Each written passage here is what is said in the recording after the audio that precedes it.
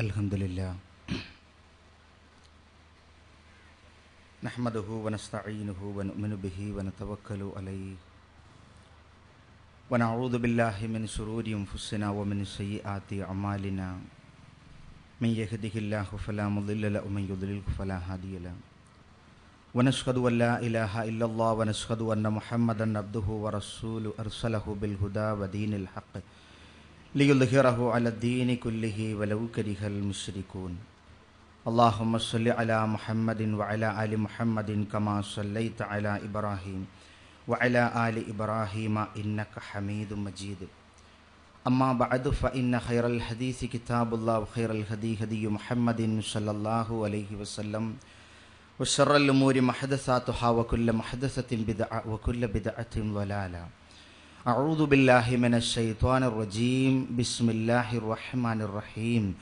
अल्लज़ीना यनक़ुज़ूना अहदल्लाहि मिन बअदि मीसाक़िहि व यक़्तऊना मा अमरल्लाहु बिही अन युस्वल व युफ़्सिदूना फ़िल अर्ज़് उलाइക ഹുമുൽ ഖാസിറൂൻ।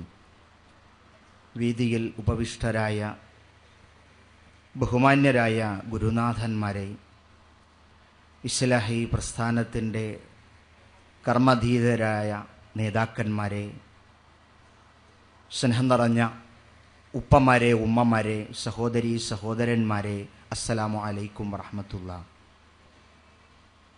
അള്ളാഹുവിൻ്റെ അനുഗ്രഹത്താൽ പുത്തരിക്കണ്ടം മൈതാനിയിൽ ഇസ്ലാമിക ആദർശത്തോട് പ്രതിബദ്ധതയുള്ളവരും എന്താണ് എന്ന് മനസ്സിലാക്കാൻ ആഗ്രഹിക്കുന്നവരുമായ ഒരു കൂട്ടം ജനം എത്തി നിൽക്കുകയാണ്. ഇസ്ലാഹി പ്രസ്ഥാനത്തെ സംബന്ധിച്ചിടത്തോളവും പുത്തരിക്കണ്ടം എന്നത് ഒരു പുത്തരിയല്ല. മുൻകാല സമ്മേളനങ്ങളിൽ പലതും ഈ മൺതരികൾ സാക്ഷ്യം വഹിച്ചതാണ്. അങ്ങനെ തന്നെ പറയാൻ കാരണം, അള്ളാഹുവിൻ്റെ ഭവനത്തിൽ നിന്ന് ബാങ്കുലി മുഴക്കപ്പെടുമ്പോൾ അതിന് സാക്ഷിയാകാത്തതായി ഒരു മരമോ ഒരു കല്ലോ ഭൂമുഖത്ത് അവശേഷിക്കുന്നില്ല എന്നത് റസൂലുള്ളാഹി സ്വല്ലല്ലാഹു അലൈഹി വസല്ലം പഠിപ്പിച്ചതാണ്. ഇന്ന് ലോകം കയ്യിലൊതുക്കുവാൻ സംവിധാനമുണ്ടെന്നറിയിച്ചുകൊണ്ട് പല പല കമ്പനികളും രംഗത്ത് വന്നുകൊണ്ടിരിക്കുകയാണ്. പക്ഷേ ലോകം നമ്മുടെ കയ്യിൽ ഒതുങ്ങിയപ്പോഴേക്ക് നമ്മൾ തന്നെയും നമ്മളുടെ പിടിയിൽ നിന്ന് നഷ്ടപ്പെട്ടു പോയ ഒരവസ്ഥയിലാണ് ഇപ്പോഴുള്ളത്. തൻ്റേതായ കുടുംബത്തെപ്പോലും താൻ ഉദ്ദേശിക്കുന്നത് പോലെ നിർത്തുവാനോ മുന്നോട്ട് കൊണ്ടുപോകുവാനോ സാധിക്കാത്ത ഒരവസ്ഥ ഏത് വലിയ കൊമ്പന്മാരും ഇന്ന് നിരാശയോടുകൂടിയാണ് കണ്ടുകൊണ്ടിരിക്കുന്നത്. ഏകദൈവ വിശ്വാസത്തിൽ അധിഷ്ഠിതമായി സൂചിപ്പിക്കപ്പെട്ടതുപോലെ മഹാനായ മുത്തു മുഹമ്മദ് മുസ്തഫ റസൂൽ കരീം സല്ലല്ലാഹു അലൈഹി വസല്ലമയുടെ ചര്യക്ക് അനുസൃതമായി സാമൂഹികവും സാംസ്കാരികവും അതുപോലെ തന്നെ കുടുംബപരവുമായ കാര്യങ്ങളിൽ ശ്രദ്ധയൂന്നിക്കൊണ്ട് ഈ ലോകത്ത് അള്ളാഹു തന്ന ആയുസ്സിൽ ഉള്ളതുകൊണ്ട് ജീവിച്ച് സമാധാനത്തോടുകൂടി മരിച്ചു പോകാൻ എത്ര പേർക്ക് ഭാഗ്യം കിട്ടുമെന്ന് സ്വന്തമായ ആലോചനയിൽ പോലും ഉത്തരം കണ്ടെത്താത്ത ഒരു ചോദ്യത്തിന് മുമ്പിലാണ് ഞാനും നിങ്ങളും എഴുന്നേറ്റ് നിൽക്കുന്നത്.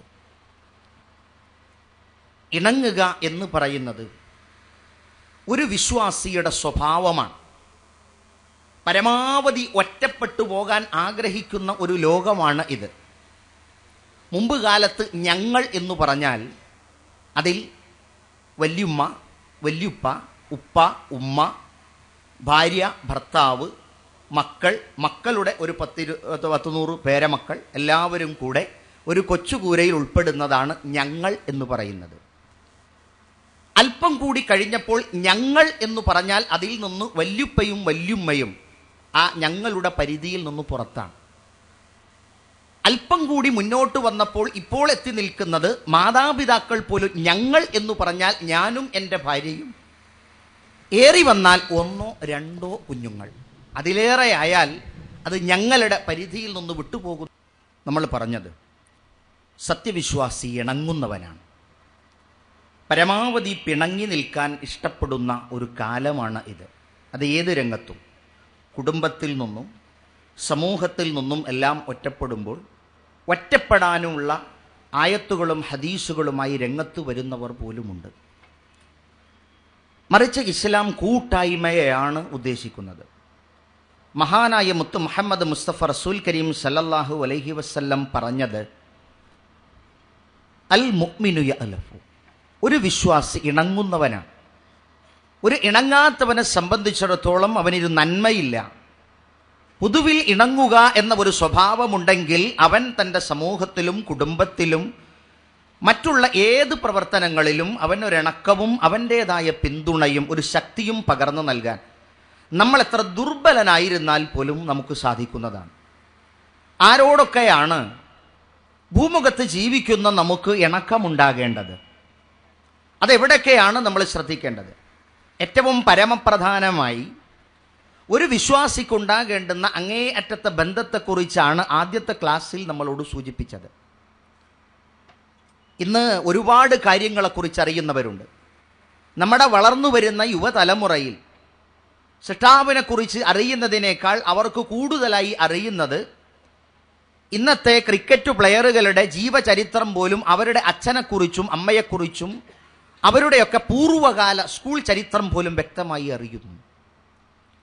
പക്ഷേ സൃഷ്ടിച്ച് പരിപാലകനായ സൃഷ്ടാവിനെക്കുറിച്ച് അറിയാതിരിക്കുകയും ആ സൃഷ്ടാവിനോട് പ്രാർത്ഥിക്കാതിരിക്കുകയും ഉൾക്കൊള്ളാതിരിക്കുകയും ചെയ്യുന്ന തലമുറയിലാണ് ഞാനും നിങ്ങളും നിൽക്കുന്നത്. നമുക്കതിൽ നിന്ന് തിരിച്ചൊരു മാറ്റമുണ്ടാകണം.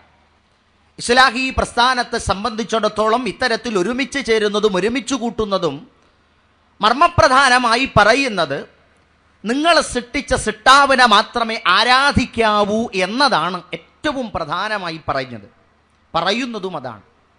നമ്മൾ അള്ളാഹുവുമായി ഇണങ്ങണം. സൃഷ്ടാവുമായി കോപിച്ചു കഴിഞ്ഞാൽ സൃഷ്ടാവിനോട് അങ്ങോട്ട് നമ്മൾ കോപിക്കണം എന്നില്ല. അള്ളാഹുവിന് ഇഷ്ടമില്ലാത്തത് ചെയ്താൽ മതി. ദേവി കോപിക്കും, അമ്മ കോപിക്കും എന്നൊക്കെ പറയാറുണ്ട്. ജീവിച്ചിരിക്കുന്ന കേരളത്തിൽ തന്നെ 3 ആൾ ദൈവങ്ങൾ നിലവിലുണ്ട്. മുള്ളുമുരട് മൂർക്കൻ പാമ്പ് മുതൽ കാഞ്ഞിരക്കുറ്റി വരെ ആരാധിക്കപ്പെടുന്ന ഒരു തലമുറ കൂടി. ഒരു കുഞ്ഞിന് പോലും ജന്മം നൽകാത്തവരെ അമ്മ എന്ന് വിളിക്കാൻ ആയിരക്കണക്കിന് മനുഷ്യന്മാർ രംഗത്തു വരുമ്പോൾ സ്വന്തത്തെ പിറന്ന മാതാവിനെ പോലും ഉമ്മ എന്ന് വിളിക്കാനുള്ള ആത്മാർത്ഥത പോലും നഷ്ടപ്പെട്ടു പോവുകയാണ്. നമ്മെ പഠിപ്പിക്കുന്ന പരമപ്രധാനമായ തത്വം സൃഷ്ടാവുമായി നമ്മൾ ആരാധനയിലൂടെ ഇണങ്ങുക. പ്രാർത്ഥന റബ്ബിങ്കലേക്ക് നമ്മൾ തുടർത്തുക.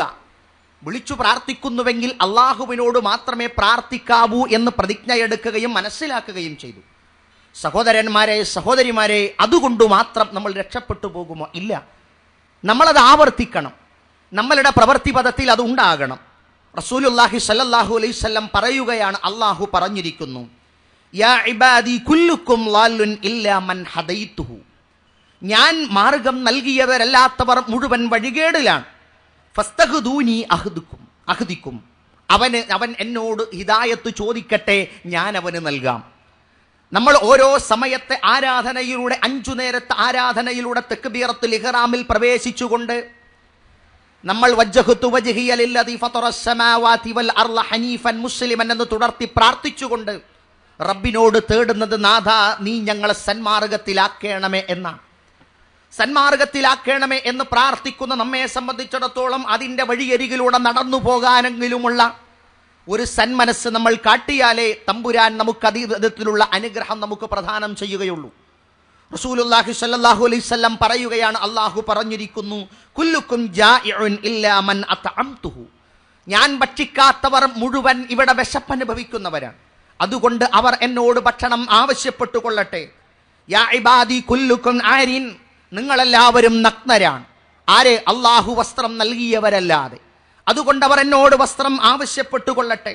റബ്ബ് ചോദിക്കുന്ന ചോദ്യങ്ങൾക്ക് മുഴുവൻ പറഞ്ഞുകൊണ്ട് എല്ലാവരോടും ചോദിക്കാൻ പറയുകയാണ്. എന്നിട്ട് അള്ളാഹു പറയുന്നു, ഏറ്റവും വിപുലമായി സമുദ്രം പോലെ നിൽക്കുന്ന ഇതിൽ നിന്ന് ഒരു മൊട്ടുസൂചിയോ ഒരു സൂചിയോ നിങ്ങൾ ആ സമുദ്രത്തിൽ താഴ്ത്തിയാൽ അതിൻ്റെ അറ്റത്ത് ഉൾക്കൊള്ളുന്ന ആ വെള്ളത്തുള്ളി മാത്രമാണ് നിങ്ങൾ ചോദിക്കുന്നത് മുഴുവൻ നിങ്ങൾക്ക് തന്നാലും എൻ്റേതായ സർവ്വ സാമ്രാജ്യത്തിൽ നിന്ന് എനിക്ക് നഷ്ടമാകുന്നത് എന്നല്ല, എങ്കിലും നിങ്ങൾ ചോദിക്കുന്നത് നൽകുന്നത്. റബ്ബിനോട് ചോദിച്ചു കൊണ്ടിരിക്കണം. നാഥൻ അല്ലാഹു നമ്മളോട് അടുത്തവനാണ്. ഇനി നമ്മൾ അങ്ങോട്ടടുക്കണം. ഇദാ സഅലക ഇബാദി അന്നീ ഫഇന്നീ ഖരീബ്. എത്ര വളരെ വ്യക്തമായിട്ടാണ് പഠിപ്പിക്കുന്നത്. പക്ഷേ നമുക്കത് പഠിച്ചതുകൊണ്ട് പ്രത്യേകിച്ച് ഗുണമൊന്നുമില്ല നമ്മുടെ സമുദായത്തിന്. അള്ളാഹു പറയാണ്, ഇദാ സഅലക ഇബാദി അന്നീ, മുഹമ്മദേ, എൻ്റെ അടിമ നിന്നോട് ചോദിച്ചാൽ, എൻ്റെ അടിമ നിന്നോട് ചോദിച്ചാൽ. ഇത്രയും വ്യക്തമായി പഠിപ്പിച്ചു തന്നിട്ട് പോലും നമ്മൾ ബൈത്തുകളിൽ ചെല്ലുന്നത് അബ്ദുകൽ മിസ്കീനു യർജു, നബിയെ നിന്റെ അടിമയായ ഞങ്ങൾ എന്നാണ്. അള്ളാഹു അത്രയും വ്യക്തമായാ പറയുന്നത്. നിന്റെ അടിമ, എൻ്റെയും നിന്റെയും അടിമയായ ആളുകൾ എന്നോട് ചോദിച്ചാൽ